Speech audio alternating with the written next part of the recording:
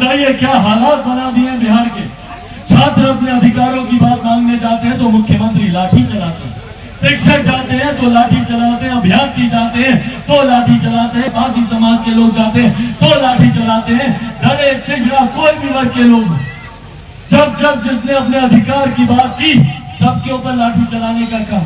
और यहाँ तो मुख्यमंत्री जी ने प्रदेश को और जातियों में बांटने का काम किया।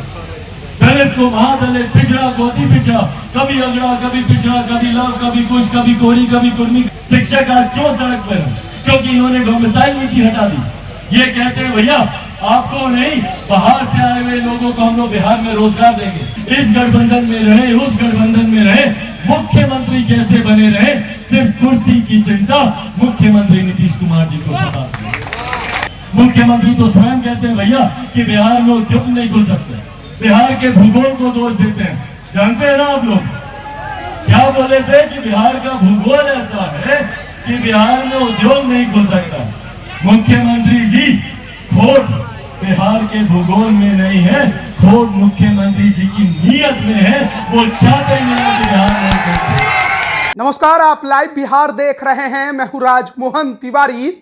लोजपा रामविलास के राष्ट्रीय अध्यक्ष चिराग पासवान आज अपने जन संवाद कार्यक्रम के तहत सिवान पहुंचे थे, जहां पर वहां की जनता को उन्होंने संबोधित किया। लेकिन उससे पहले जब चिराग पासवान का काफिला सिवान में पहुंचा था, सिवान के गांधी मैदान की तरफ बढ़ रहा था, किस प्रकार की भीड़ उनको देखने के लिए, उनको सुनने के लिए उमड़ी थी, वो हम आपको दिखा रहे हैं। तमाम जो उनके समर्थक थे उनको देखने के लिए काफिले के आगे नजर आ गए और उनसे हाथ मिलाने को काफी ज्यादा उत्साहित दिखाई दिए। चिराग पासवान जिंदाबाद के नारों से पूरा सिवान का गांधी मैदान गूंज रहा था, पूरा शहर गूंज रहा था। चिराग पासवान की लोकप्रियता का अंदाजा आप इस वीडियो से ही लगा सकते हैं। किस प्रकार से चिराग पासवान आगे बढ़ने की कोशिश कर रहे हैं, लेकिन उनके चाहने वाले उनके रास्ते में खड़े हैं, क्योंकि चिराग पासवान आए हैं, उनसे मिलना है, उनसे हाथ मिलाना है। इसके बाद चिराग पासवान जब सिवान के गांधी मैदान में पहुंचे और वहां पर जनता को संबोधित करना शुरू किया, तो एक बार फिर उनके निशाने पर बिहार की नीतीश तेजस्वी की सरकार और उसके मुखिया खासकर नीतीश कुमार ही रहे। किस प्रकार से नीतीश कुमार को लेकर एक बार फिर से चिराग पासवान ने काफी ज्यादा उनकी आलोचना की और बिहार के विकास को रोकने में सबसे बड़ा बाधक बताया। वो तमाम बातें सुनिए जो चिराग पासवान ने सिवान के गांधी मैदान से जनता को संबोधित करते हुए कहा। चिराग पासवान, क्योंकि जो लोग सोचते हैं कि चिराग पासवान इन चीजों से टूट जाएगा, वो लोग भूल जाते हैं कि चिराग पासवान शेर का बेटा है, रामविलास पासवान का बेटा है। भैया ना टूटने वाला हूं, ना झुकने वाला हूं, और डरता तो मैं किसी से नहीं हूं। जितनी ताकत आसमानी आसमान कर देती। जब तक बिहार को विकसित राज्य नहीं बना दूंगा, तब तक मैं भी चैन की सांस नहीं लूंगा। ये वादा आज आप लोगों से करके बताइए क्या हालात बना दिए बिहार के। छात्र अपने अधिकारों की बात मांगने जाते हैं तो मुख्यमंत्री लाठी चलाते हैं, शिक्षक जाते हैं तो लाठी चलाते हैं, अभ्यर्थी जाते हैं तो लाठी चलाते हैं, किसान जाते हैं तो लाठी चलाते हैं, मजदूर जाते हैं तो लाठी चलाते हैं, बासी समाज के लोग जाते हैं तो लाठी चलाते हैं, दलित पिछड़ा कोई भी वर्ग के लोग जब जिसने अपने अधिकार की बात की सबके ऊपर लाठी चलाने का काम। और बदले में मुख्यमंत्री जी से पूछिए कि भैया क्या किया आपने। एक मुख्यमंत्री होने के नाते, प्रदेश का नेतृत्व करता होने के नाते मुख्यमंत्री जी की जिम्मेदारी थी कि पूरे प्रदेश को एक साथ बांध कर रखे। परिवार के मुखिया की जिम्मेदारी होती है कि परिवार को एक साथ रखे, और यहाँ तो मुख्यमंत्री जी ने प्रदेश को और जातियों में बांटने का काम किया। दलित को महादलित, पिछड़ा को अति पिछड़ा, कभी अगड़ा, कभी पिछड़ा, कभी लव, कभी कुछ, कभी कोरी, कभी कुर्मी, कभी महिला, कभी पुरुष, सिर्फ जातियों में बांटने का काम किया। और आपने बांटा, हम लोग बटे भी, पर बदले में हम लोग को क्या मिला। आज जात पात धर्म मजहब की बात करते हैं, मुख्यमंत्री नहीं थकते, पर बदले में बिहारियों को क्या मिला। आज भी बिहारी को शर्मसार होना पड़ता है दूसरे प्रदेश जाकर। बिहारी को अपने प्रदेश में आप रोजगार नहीं देंगे, शिक्षक आज क्यों सड़क पर है? क्योंकि इन्होंने डोमिसाइल नीति हटा दी। ये कहते हैं भैया आपको नहीं, बाहर से आए हुए लोगों को हम लोग बिहार में रोजगार देंगे। तो बिहारी क्या करेगा? दूसरे राज्यों में से मजदूरी करने के लिए बिहारी बना है क्या? अगर आप अपने राज्य में बिहारी को नौकरी देंगे तो कहां जाएगा बिहारी? पर ये चिंता मुख्यमंत्री जी को नहीं है, उनको सिर्फ अपनी राजनीतिक रोटी सेकने की चिंता है। इस गठबंधन में रहे, उस गठबंधन में रहे, मुख्यमंत्री कैसे बने रहे, सिर्फ कुर्सी की चिंता मुख्यमंत्री नीतीश कुमार जी को सताती है। इसीलिए साथियों, इसीलिए आज ये आग्रह करने आया।